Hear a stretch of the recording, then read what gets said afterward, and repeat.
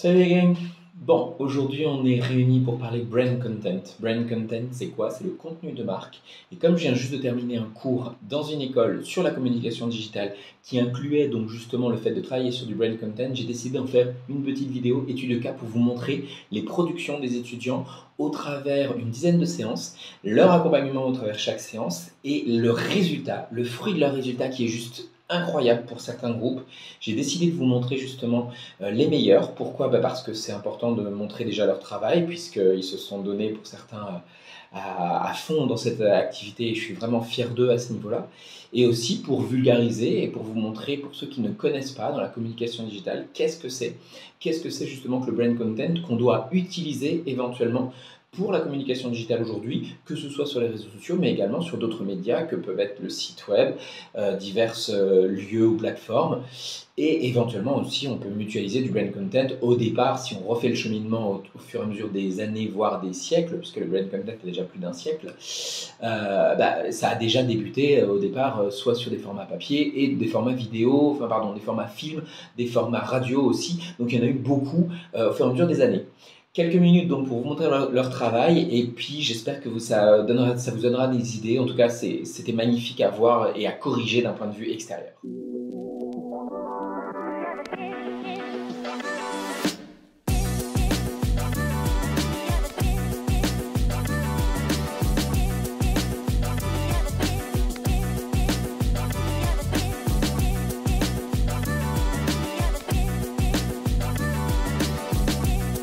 Alors, je vous montre directement déjà le cas sur lequel on a travaillé. Donc, le cas sur lequel on a travaillé, c'était un de mes clients qui s'appelle Cavia et donc qui vend du poivre haut de gamme destiné aux épiceries fines, à des circuits de distribution un petit peu exclusifs, ainsi que sur du B2C tout simplement, hein, le particulier via de la vente en ligne.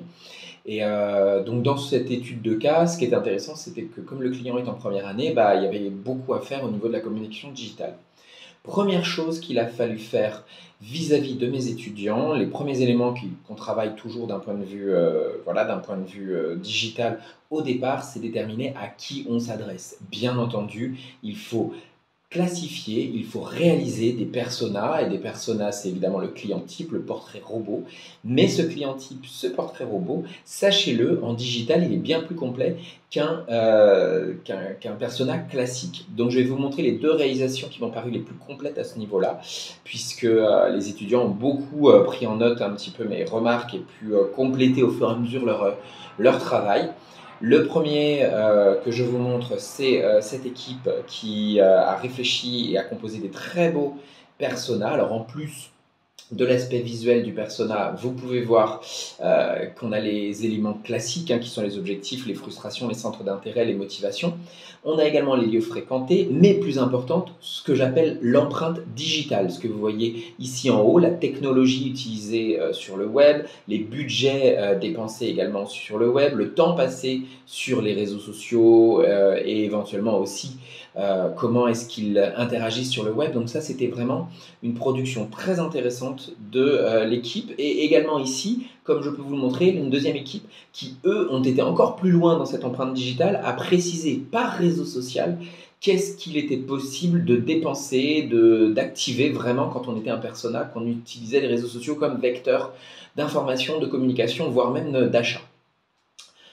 Élément suivant, une fois qu'on passe l'aspect personnel, alors évidemment il y a beaucoup de choses qui composent le dossier final, mais ce sur quoi je me suis intéressé, c'est sur le plan de communication digitale, et là il y a plusieurs équipes qui ont travaillé sur un plan de communication qui reprend les mêmes habitudes classiques, à savoir action, objectif, cible, éventuellement budget, et comme vous voyez ici la temporalité et aussi j'ai oublié les KPI.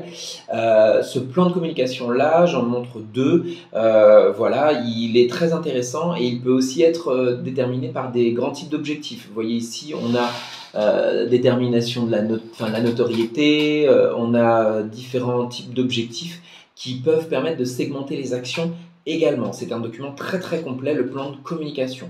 Également, les outils de veille sont indispensables en communication digitale. J'ai fait travailler les étudiants sur plusieurs outils, le principal qu'ils ont utilisé étant Scoopit. Venons-en à la troisième partie. Cette fois-ci, je leur ai demandé de réfléchir au growth hacking et voilà des exemples de growth hacking. Donc je rappelle, c'est le piratage de la croissance, le growth hacking. N'hésitez pas à regarder des vidéos que j'ai pu faire pour vous rendre compte un petit peu d'exemples. Et là, je vous en donne 2 exemples qui ont été faits par des étudiants et qui donnent voilà, des pistes de réflexion pour mon client en growth hacking. Et merci à eux de s'être un petit peu sortis de leur zone de confort pour chercher des choses vraiment inusitées.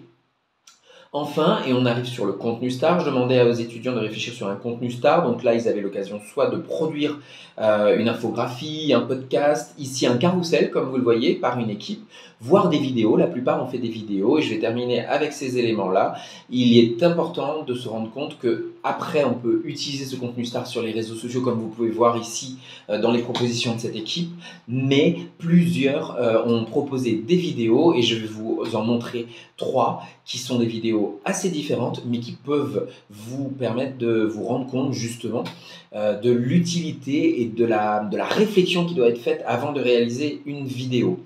Le plus important évidemment, c'est l'angle, c'est de savoir qu'est-ce qu'on va vouloir traiter dans la vidéo, comment on va vouloir le traiter. L'idée n'était pas forcément de faire quelque chose de commercial, l'idée était plutôt de faire dans du brand content de la vulgarisation, en tout cas le fait de vendre autre chose que de la publicité, c'est-à-dire en gros ce qui va emprunter beaucoup plus, ce qui va beaucoup plus, excusez-moi le terme, faire adhérer les clients.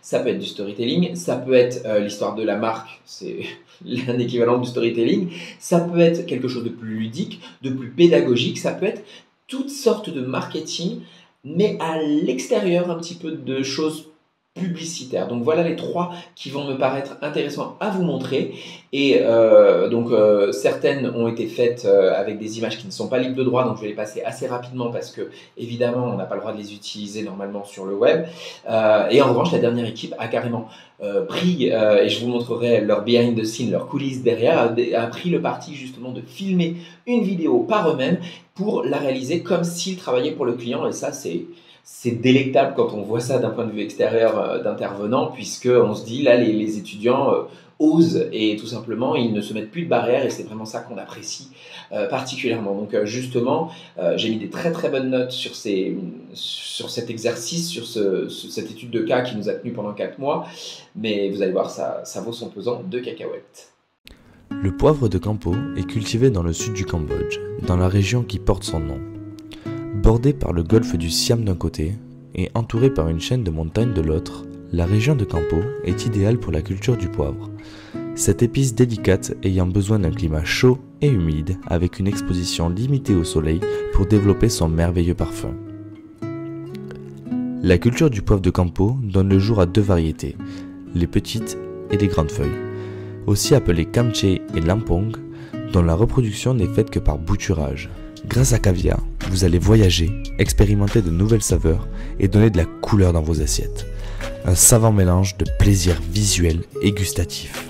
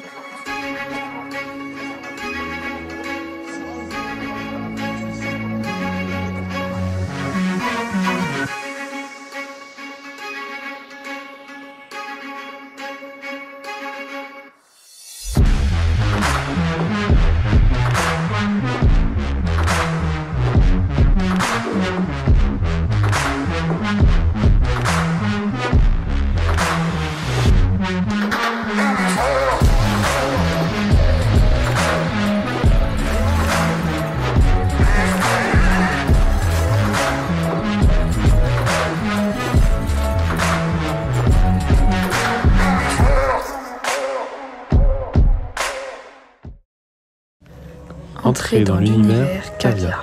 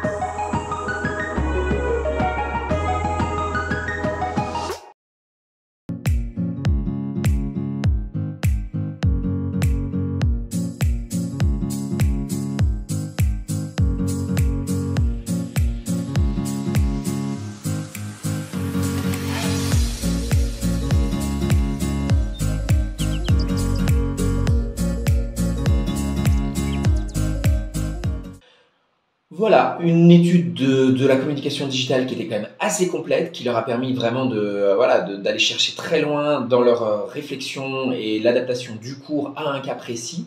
Il faut être honnête, du brand content, il en faut pour toutes les entreprises aujourd'hui qui souhaitent vraiment se diffuser, être connues. La communication digitale, c'est sûr que c'est un métier, c'est aussi mon métier puisque j'ai une agence à côté de production justement de communication digitale. On fait un petit peu ce que les étudiants ont pu faire pour les clients, pour leur diffusion sur les réseaux sociaux, mais regardez comment certains étudiants sont capables de faire des rendus déjà professionnels à ce stade, que ce soit dans la réflexion d'un dossier de composition, de stratégie complète, mais dans la réflexion aussi d'un contenu star. Moi, j'étais ravi, justement, je le redis, ce sont des étudiants qui ont suivi ce cours donc de l'ISCT à Toulouse, une école pour laquelle j'interviens, et leur rendu est exceptionnel. On est d'un niveau très très fort d'un point de vue professionnel. Ils sont aptes à demain arriver dans la vie professionnelle. Ils le sont déjà, hein, mais ce que je veux dire par là, c'est qu'en aucun cas, ils pourront se positionner en tant que débutants dans leur domaine. Donc voilà, j'espère en tout cas que ça vous aura été utile, que vous aurez eu un petit peu plus d'informations sur ce que pouvait être